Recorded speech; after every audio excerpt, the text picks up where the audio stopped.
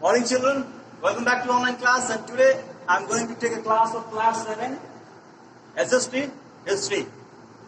Dear student, we already know that we have discussed so many topics in the chapter of 3 which was from the Mughal Empire. We have already talked about Babur, Humayun and also the founder of Sur dynasty called the founder of Sur dynasty. जरा थोड़ा सा दिमाग पे जोर डालिए, कौन था? शेरशाह सूरी, जिसके बचपन का नाम फरीद खान था।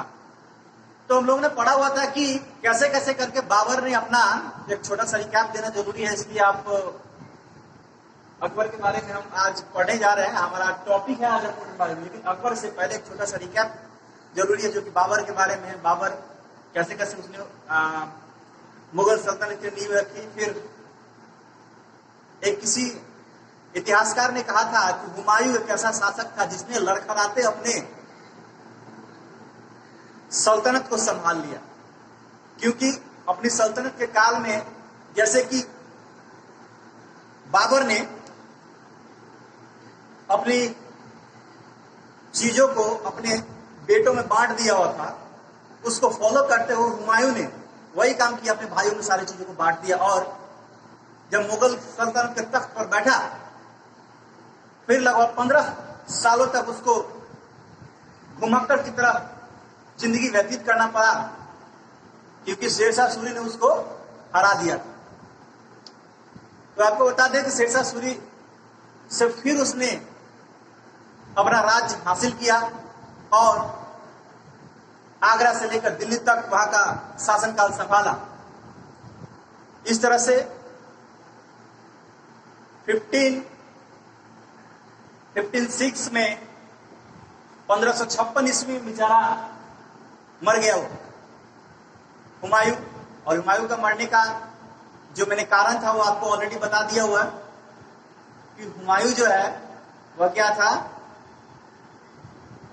दीनपना, जिस शहर की उसने नींव रखी थी, जिसको उसने डिजाइन करवाया था, बनवाया था, उसी दीनपना जगह पर उसकी एक लाइब्रेरी थी और लाइब्रेरी से सीढ़ियां उतरने के दौरान बेचारे की मृत्यु हो गई। और अकस्मात मृत्यु के बाद महज 14 साल की उम्र में अकबर को अपनी राजगद्दी पे बैठना पड़ा। और इसमें जो हुमायूं का सबसे ट्रस्टीज था वह था बैरम खां, उसने काफी उसकी मदद की। तो अकबर का जो जन्म था वह 1542 ईस्वी में हुआ। 1542 ईस्वी से लेकर 1556 तक जो अकबर ने जिन चीजों को देखा था वह हुमायूं के संघर्ष को देखा था, जिसमें बैरम खान ने एक साय की तरह हुमायूं का साथ दिया था। और ड्यू टू बैरम खान की मदद से महज 14 साल की उम्र में अकबर और हेमू के बीच पानीपत की द्वितीय लड़ाई हुई। और द्वितीय लड़ाई में अकबर ने हेमू को मुंह तोड़ जवाब दिया और हरा दिया, और बैरम खान की मदद से उस युद्ध को जीता। ऐसे तो अपने शासनकाल में अकबर ने बहुत सारे ऐसे चेंजेस किए, जिसमें दिल्ली लाई धर्म हुआ, फिर से उसने जजिया कर को हटा दिया, पिलग्रिम टैक्स को खत्म कर दिया, दास प्रथा का अंत किया, दिल्ली लाई धर्म की शुरुआत की, बुलंद दरवाजे बनाए, आगरा का किला बनाया, जोराबाई का महल बनाया, पंचमहल बनवाया। बहुत सारे ऐसे कंट्रीब्यूशन भी उसने किया। बट इतना करने के बावजूद जो राजा अकबर जैसा कोई शासन करने वाला, उन चीजों को समझने वाला ऐसा कोई सम्राट नहीं बना मुगल में। उसकी 3 पॉलिसियां थी। एक थी मिलिट्री कैंपेनिंग, एक था डायरेक्ट बैटल पॉलिसी और तीसरा था matrimonial policy. Direct battle policy में सबसे पहले क्या होता था, मिलिट्री कैंपेनिंग में उस जगह किसी राज्य में कोई रजवाड़ा होता था तो इसके शांति पत्र भेजे जाते थे। अगर अपना आधिपत्य स्थापित कर लिया, मान लिया, तो ठीक है, वरना उससे डायरेक्ट अब सीधी लड़ाई होती थी। एक दूसरा था मैट्रिमोनियल पॉलिसी। उस सम्राट के पास अगर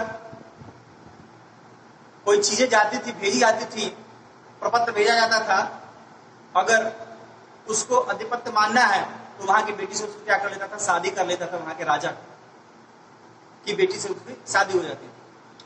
तो इस तरह से करके अकबर ने अपनी इन चीजों को आगे फैलाया और अपने आप को सुसंगठित और मजबूत किया।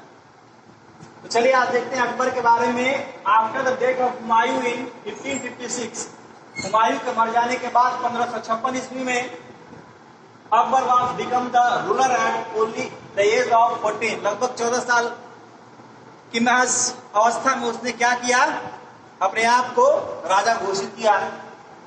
Bairam Khan was the trustees of Humayun. Bairam Khan सबसे विश्वसनीय था हमारा हुमायूं का।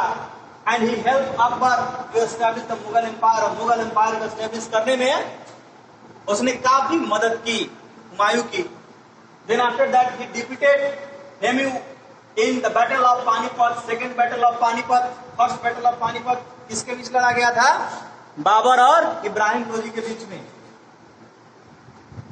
तो बाबर और इब्राहिम लोदी के बीच में जब लड़ा गया था फर्स्ट बैटल, और सेकेंड बैटल जो है वह उसके पोता, इसके बाबर के पोता कौन हुआ, अकबर। तो अकबर और हेमू के बीच में जो है लड़ा गया, जिसमें अकबर ने जीत हासिल की। ये बोले द जजिया कर एंड टैक्स, पिलग्रिम टैक्स। जजिया कर क्या होता है भाई, देखिए जैसा कि हम जान रहे थे कि अकबर क्या था, मुगल था। और मुगल एम्पायर में मुगल सैनिक भी होंगे, भारतीय सैनिक भी होंगे। तो मुगल सैनिक और हिंदू सैनिक और भी दूसरे धर्म के जो सैनिक होते थे, तो मुगल सैनिकों को जो है वो टैक्स नहीं देना पड़ता था, बाकी दूसरे धर्म के सैनिकों को टैक्स देना पड़ता था। तो इसको उसने खत्म कर दिया। ठीक, फिर पिलग्रिम टैक्स हुआ कि जैसे मक्का मदीना हुआ, वहां लोग जाते थे उस पर इतने टैक्स लगाया हुआ था। हमारे वैष्णो धाम लोग जाता था, टैक्स लगाया हुआ था। बाबा धाम है जाता था, लोग उस पर टैक्स लगाया हुआ था। ये पिलग्रिम्स पर जो है वो उसने टैक्स लगाया हुआ था, इसको भी उसने खत्म कर दिया। In the Akbar's court there were 9 gems. Akbar के दरबार में 9 रत्न हुआ करते थे।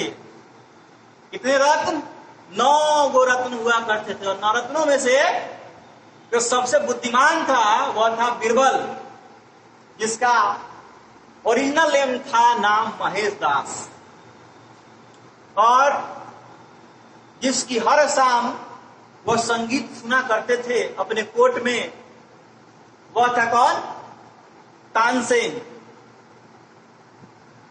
जिसका ओरिजिनल नाम था रामतनुक पांडे। ठीक है, तानसेन का नाम था रामतनुक पांडे ओरिजिनल नेम, और बीरबल का नाम था महेश दास। तो चलिए आज जानते हैं कि आखिरकार अकबर के 9 रत्नों में कौन कौन थे।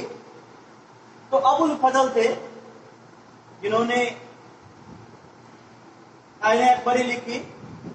बाजी, फिर अब्दुल रहीम, जो कि खानो खाना, बैरम खां को खानो खाना के नाम से पुकारता था अकबर। ठीक है, तो उसके वो बेटे थे। फिर टोडरमल एक बहुत ही अच्छे शासक थे, और इनको भूमि की जानकारी अच्छी थी, और जितने भी भूमि संबंधी चीजें थी वह अकबर के कार्यकाल में टोडरमल ही संभालता था। फिर मानसिंह जो कि जोधा का क्या था, भतीजा था। फिर बीरबल, तानसेन, मुल्ला दो प्याजा, हाकिम हुकम और भगवान दास। ये 9 क्या थे, हमारे जेम्स थे। अब कंट्रीब्यूशन ऑफ अकबर के क्या क्या कंट्रीब्यूशन थे देखिए। रेड फोर्ट ऑफ आगरा का लाल किला उसने बनवाया। फिर दीवाने खास बनवाया। फिर पंचमहल बनवाया, ये हुआ। And he started the मनसबदारी system, और भूमि के क्षेत्र में उसने क्या किया, मनसबदारी सिस्टम चालू किया। तब तक के लिए आज का इतना ही। खुश रहे, धन्यवाद, और कोरोना से बचते रहे।